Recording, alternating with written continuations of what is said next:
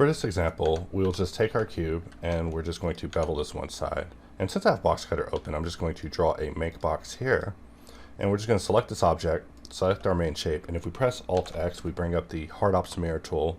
By pressing D, you'll notice that there's now a new option for flip.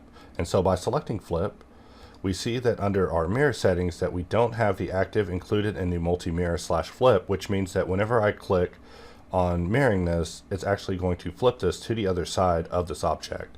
So if I select the object again and we press Alt X, you can alternatively include the active, which means that whenever I click to flip it, it will actually flip both objects. But just letting you know that now inside of mirror, you can flip objects, which is nothing major, but definitely comes in handy for times where you need it. And most of the time I actually work with include active unchecked because I prefer to use my secondary object as a recipient of the origin data of the primary object. So just letting users know that the functionality exists both ways, but now you can mirror inside of flip or flip inside of mirror. I had that flipped.